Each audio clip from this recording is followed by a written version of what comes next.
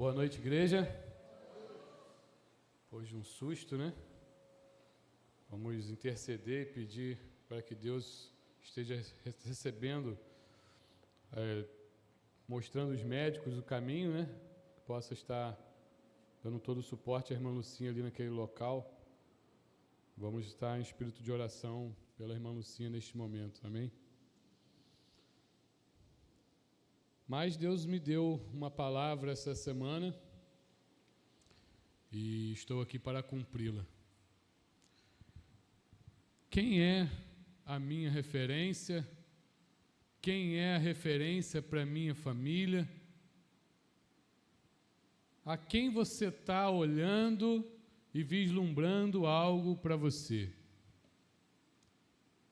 Quando pensamos em referência, principalmente para as nossas famílias, nós unanimemente pensamos em ser felizes.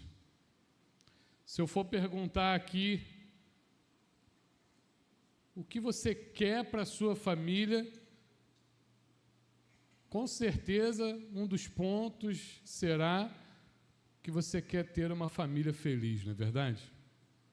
Dificilmente alguém vai falar aqui que se casou e obteve uma família para serem tristes.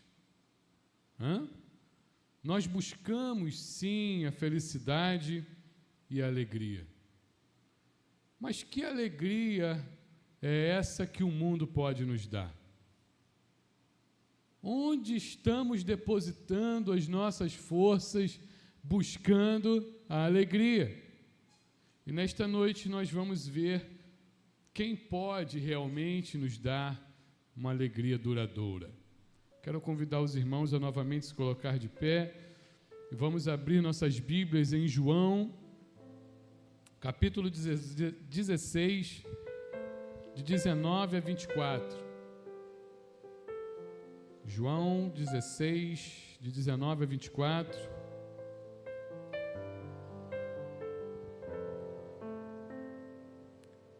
Quem achou, diga amém.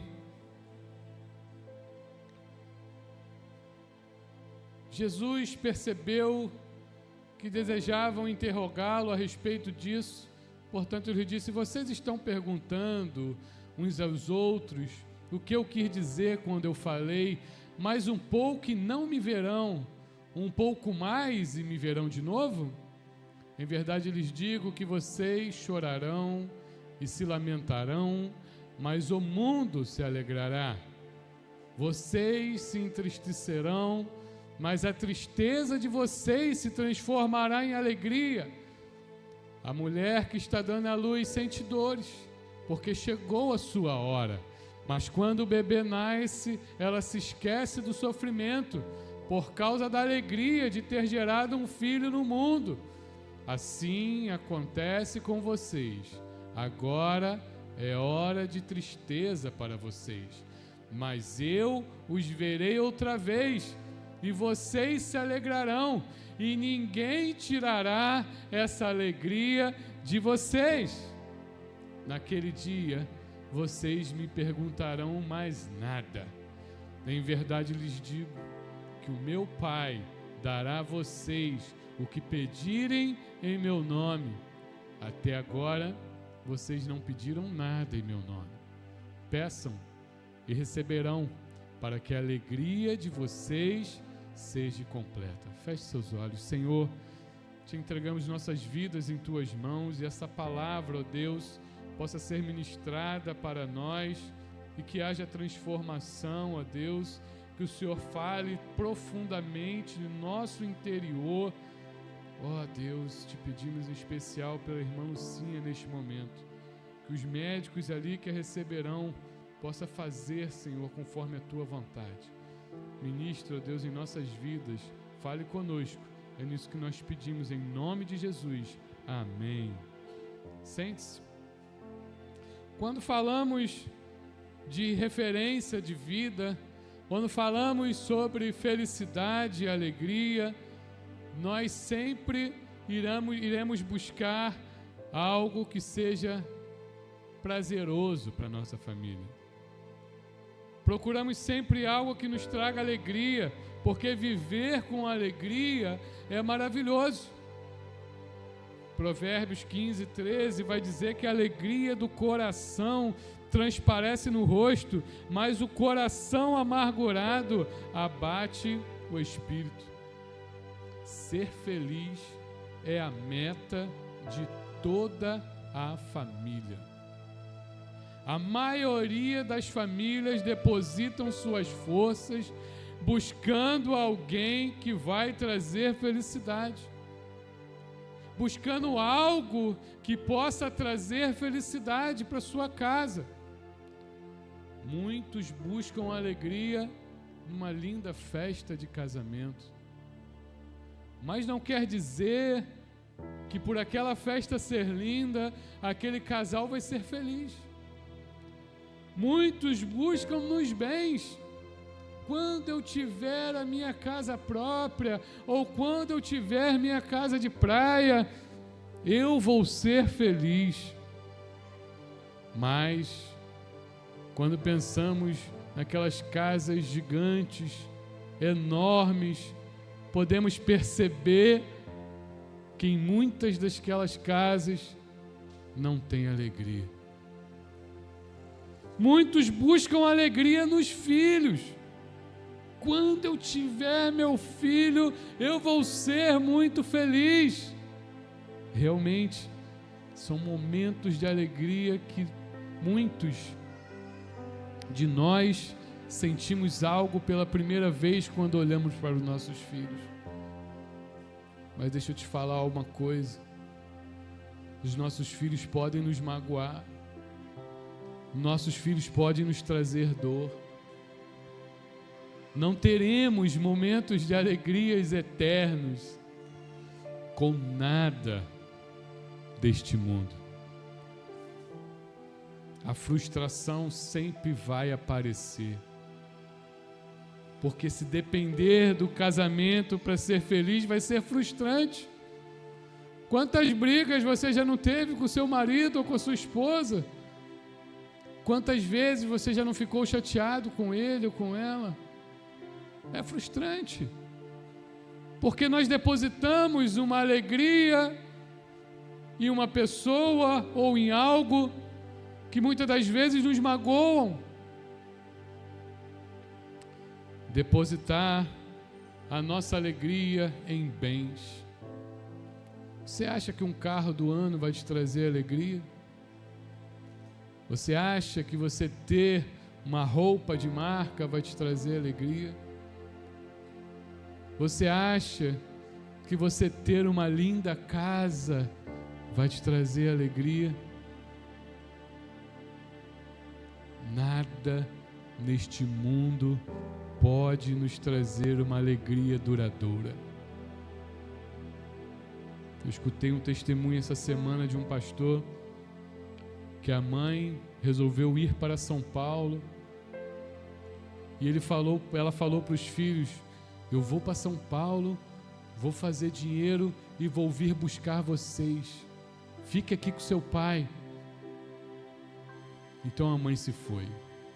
As cartas chegavam, aquele filho nutria uma esperança de que sua mãe iria voltar, mas as cartas foram diminuindo e aqueles 3 filhos ficaram sem contato com a mãe. O pai colocando culpa neles: é por isso que sua mãe foi embora, por causa de vocês. Aquela criança de 14 anos então resolve tirar a sua vida.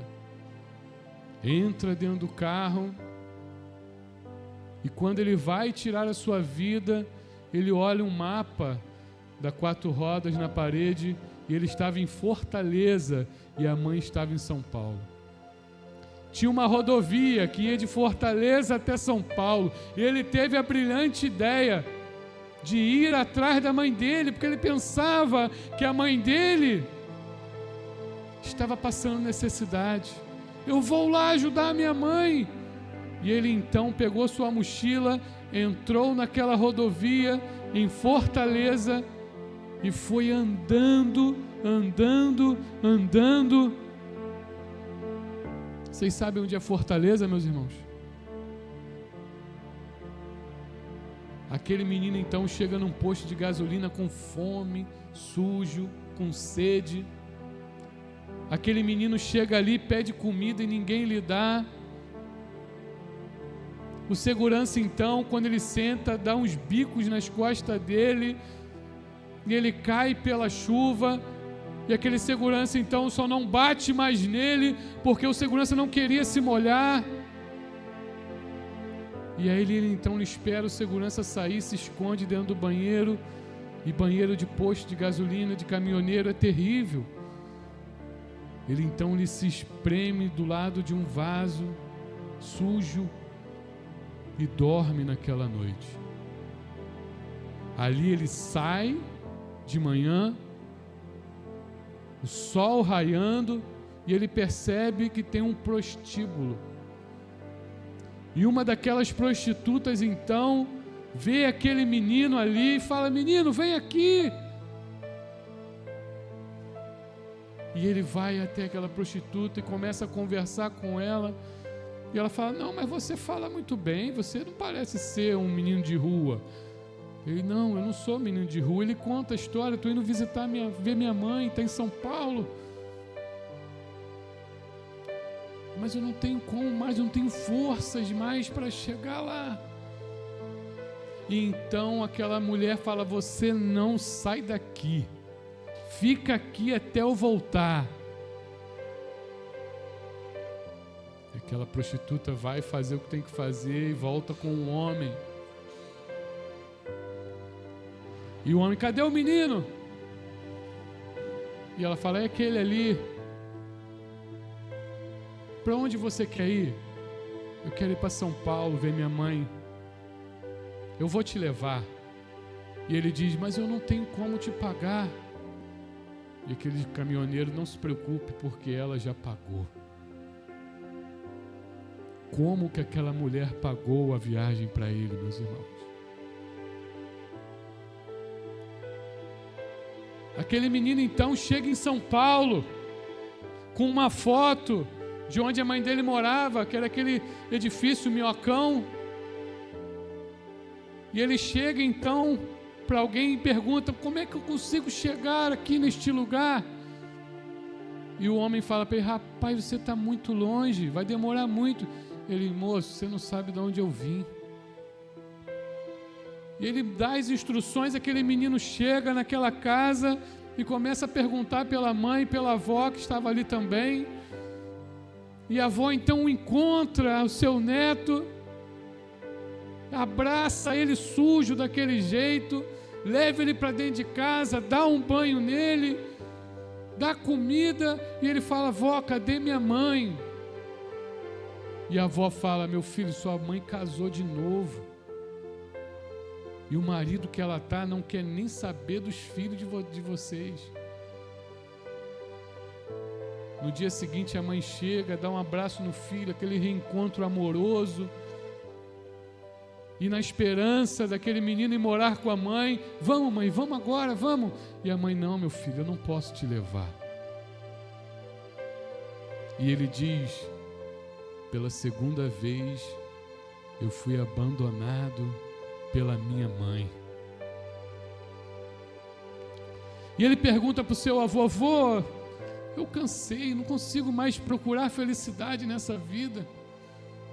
Não existe felicidade nessa vida, avô. E o avô dele falou para ele: filho, vai estudar, trabalha, arruma uma mulher boa, compra uma casa que você vai ser feliz. E ele então acredita no avô. Ele começa a correr atrás dos seus sonhos. Estuda. O avô dele conseguiu um emprego no banco. Ele começou com office boy e foi crescendo e crescendo e crescendo, se tornou uma pessoa importante dentro do banco. Mas aí então, em um Natal, ele recebe a ligação lá de Fortaleza: tem uma notícia para te dar. Seu irmão se matou. Seu irmão se matou. E a ficha dele cai, sabe por quê, meus irmãos? Ele fez a mesma coisa que a mãe dele fez. Ele foi para São Paulo com o intuito de voltar e buscar seus irmãos, mas não voltou. E ali então ele entra numa depressão profunda, perde seu emprego, volta à miséria, e um de seus amigos fala assim: rapaz, abriu um concurso para a Unicamp, vamos fazer? E ele, vamos fazer. E o menino era inteligente demais, ele fez o concurso e passou, meus irmãos. Então ele começa a morar no campus da faculdade, começa a ser ajudante dos professores, começa a dar aula quando os professores não iam, e chegou a um ponto de ele dar tanta aula que na época ele fazia 20 mil cruzeiros. Ele começou a ganhar muito dinheiro. E ele começou a ser autossuficiente de novo. Uma falsa alegria voltava em sua vida. Mas em momentos de tristeza o assombrava. Aquele menino, já era um homem, se encontra com uma menina no campus da faculdade. E ele fala para o seu amigo: mas quem é aquela menina que eu nunca vi? Ele fala: não mexe com ela não, rapaz, essa menina é crente. Ele: crente? Como assim crente? Crente, que aceita Jesus, que vive para Jesus. Mas eu conheço todas as histórias de todos os filósofos, conheço a ciência, eu vou dar um nó na cabeça dessa menina. E então ele vai encontrar com essa menina, e a menina fala com ele: olha, eu não vou nem conversar com você aqui. Se você quer saber quem é o Deus que eu sirvo, vai num culto comigo. E aquela menina e sua mãe ora e jejua por aquele rapaz. E quando ele entra pela primeira vez dentro da igreja, ele percebe que a única alegria que ele pode ter não está nas coisas deste mundo, mas está nas coisas que são eternas. E ele aceita Jesus. No dia seguinte ele vai dar aula. E ele, no livro de Gênesis, começa a perceber que tudo que foi criado tem uma ordem cronológica e a ciência testifica aquilo. E ele começa a falar para os seus alunos, mais de 300 alunos dentro de sala de aula. E naquele momento ali, 300 alunos entregaram sua vida para Jesus. O que é felicidade para você? Meus irmãos, nesse mundo, posso até te desanimar agora, mas você não vai encontrar felicidade. Nada deste mundo pode te trazer alegria. Mas nós temos uma esperança, porque nós passamos pelas lutas, passamos pelas dores, passamos por doenças, passamos por tribulações, mas Isaías 43:2 vai dizer: quando você passar pelas águas, eu estarei com você. Quando passar pelos rios, eles não o encobrirão. Quando passar pelo fogo, você não se queimará. Deus não falou que você não ia passar. Nós vamos passar, mas Ele estará conosco. Amém, meus irmãos? Tudo que temos neste mundo, em algum momento, vai te trazer tédio, vai te trazer tristeza, ou vai te trazer dor. Porém, os pequenos momentos de alegria que temos é um gostinho de como será no céu. Muitos de nós buscamos felicidade neste mundo, mas não encontraremos. Nossa geração, meus irmãos, ela é agraciada. Se você não percebeu isso ainda, há 100 anos atrás, as pessoas morriam, sabe de quê? De uma simples garganta inflamada. Há 100 anos atrás, não existia antibióticos. Hoje, nós somos mais ricos do que pessoas de 100 anos atrás. E o antibiótico foi descoberto por uma ocasião que não era para ser. A descoberta do primeiro antibiótico, a penicilina, ocorreu acidentalmente em 1928 por Alexander Fleming durante um estudo sobre bactérias. Ao notar que uma cultura de bactérias não conseguia crescer perto de um fungo, Fleming identificou que o fungo produzia uma substância que inibia o crescimento bacteriano, a penicilina. Meus irmãos, tivemos na história humana diversas pandemias. Os mais antigos aqui talvez lembram da gripe espanhola, 1918 a 1920. O presidente Rodrigues Alves, eleito pela segunda vez, morreu dessa gripe. Tivemos a peste bubônica na Idade Média, entre 1343 e 1353. Milhões e milhões de pessoas morreram. Tivemos a varíola entre 1896 e 1980, 97 anos de doença, até que no ano de 1980 a doença foi erradicada por uma forte campanha de vacinação. Nesse período, 300 milhões de pessoas morreram. A tristeza, meus irmãos, sempre teve neste mundo. Tivemos a cólera, a tuberculose, HIV, H1N1, Covid. Milhões e milhões de pessoas morreram em todo o mundo. E aqui sem falar das duas grandes guerras. E outras guerras que mataram mais milhões de pessoas no mundo inteiro. Este mundo é de dor e sofrimento.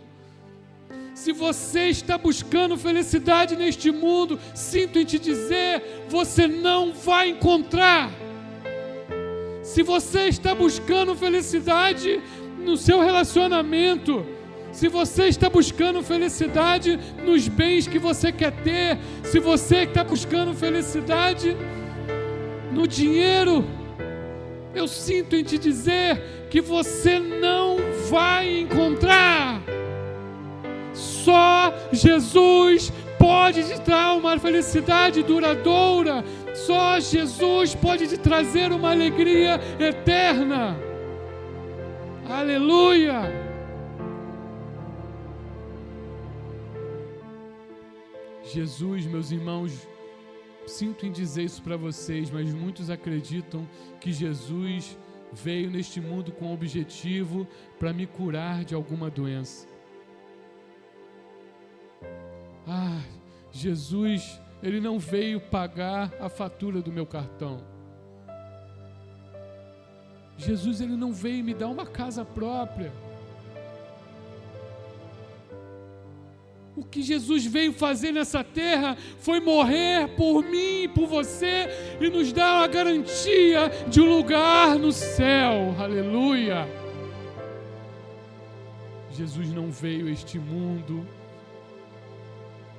para te curar. Ele curou, mas o objetivo dele não era esse. É forte. Esse corpo, meus irmãos, como Paulo diz em Coríntios, é corruptível, cheio de mazelas, dores e sofrimento. Mas haverá um dia que nós receberemos um corpo glorificado. Haverá um dia que iremos entrar na glória com o Rei. Haverá um dia que não haverá mais dor, não haverá doença, não haverá mais nada que tire a nossa alegria, porque nós estaremos com o Rei dos Reis, Senhor dos Senhores. Jesus veio a este mundo para te trazer vida eterna nos céus. Se você está buscando felicidade neste mundo, meu irmão, você vai se frustrar. Quando eu fico triste porque não consegui o emprego que eu queria, quando eu fico triste porque eu não consegui comprar uma casa, quando eu fico triste porque Jesus não curou meu filho ou minha filha, eu estou minimizando o que Ele fez na cruz por mim. Jesus, Ele veio a este mundo te dar paz e uma alegria eterna. Isaías 53, 5. Jesus morreu por nós, meus irmãos. Ele, porém, foi transpassado por causa das nossas transgressões e esmagado por causa das nossas iniquidades. O castigo que nos trouxe a paz estava sobre ele, e pelas suas feridas fomos curados. Você pode ter tudo nessa vida, irmãos. Pode ter tudo. Mas só estaremos felizes quando nós estivermos com Jesus. Ele pode suprir todas as nossas necessidades. Filipenses 4,19. O meu Deus suprirá todas as necessidades de vocês, de acordo com as suas gloriosas riquezas em Cristo Jesus. Minha felicidade está no Deus que pode fazer todas as coisas. Meus irmãos,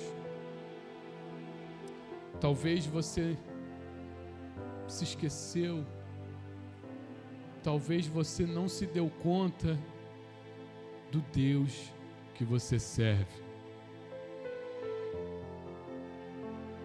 Um relato da filha de Jairo, e eu vou falar algo aqui que pode te surpreender. A calma de Jesus muitas das vezes tira a nossa calma. Meus irmãos, a calma de Jesus muitas das vezes tira a nossa calma.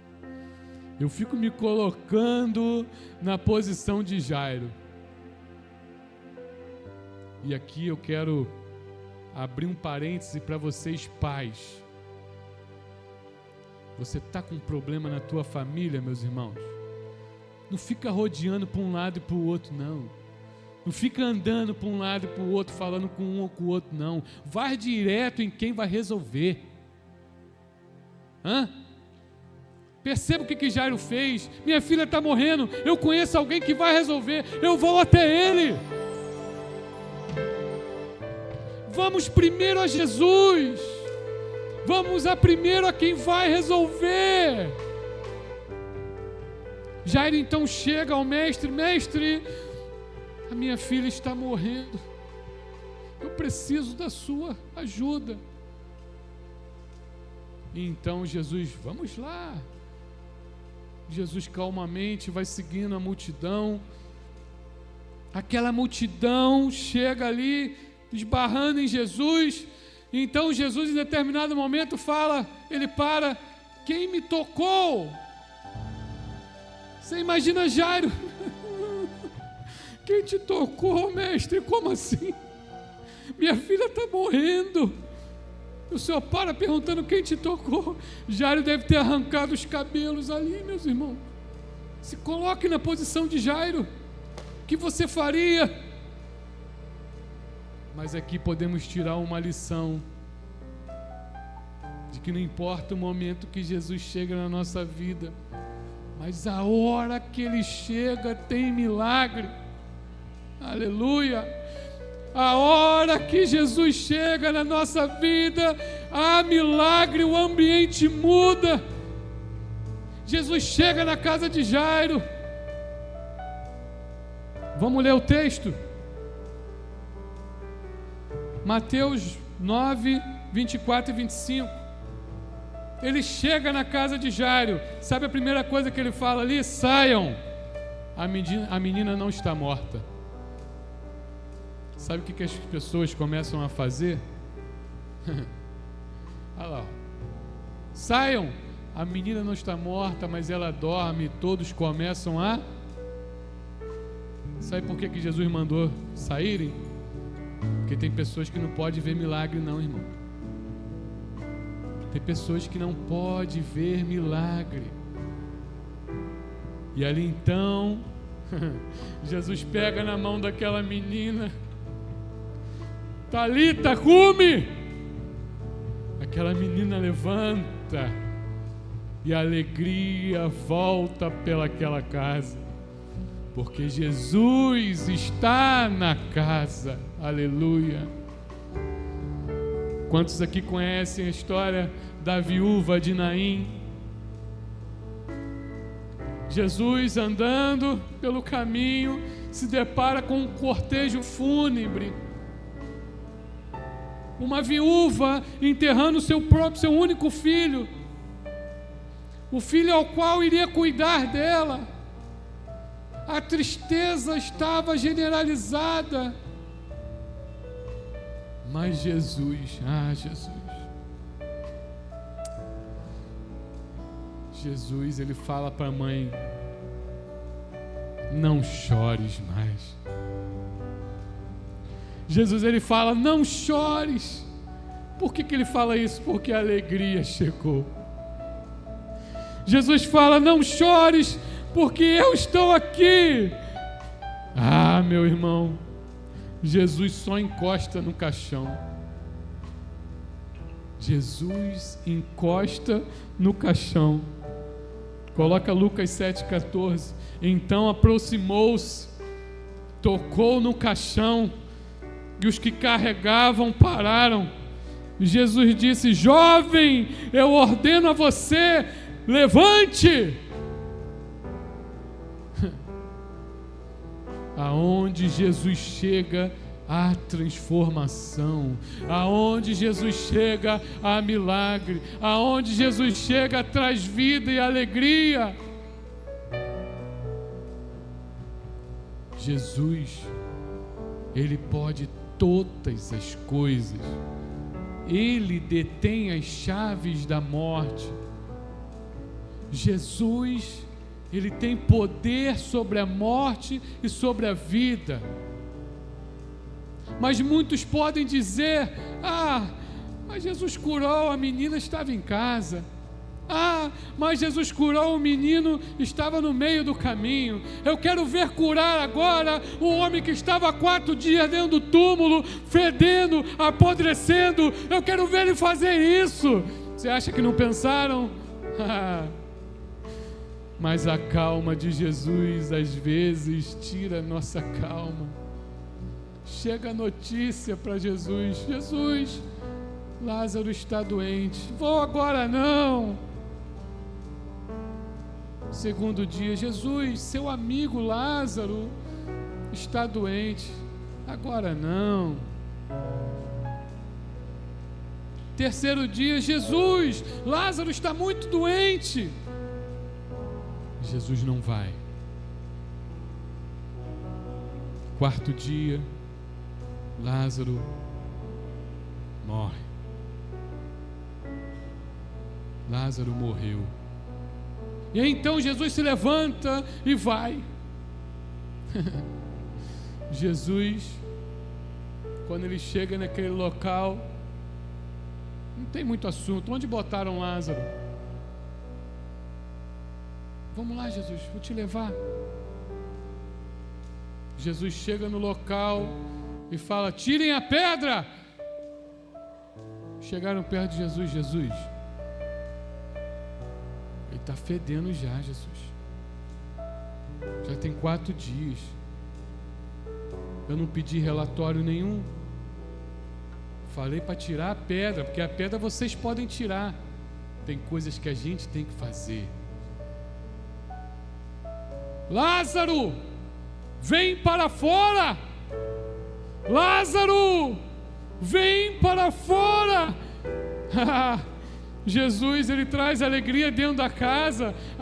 Jesus traz alegria no meio do caminho. Jesus traz alegria até na morte. Jesus, ele traz vida. E onde Jesus chega, a vida eterna está com ele.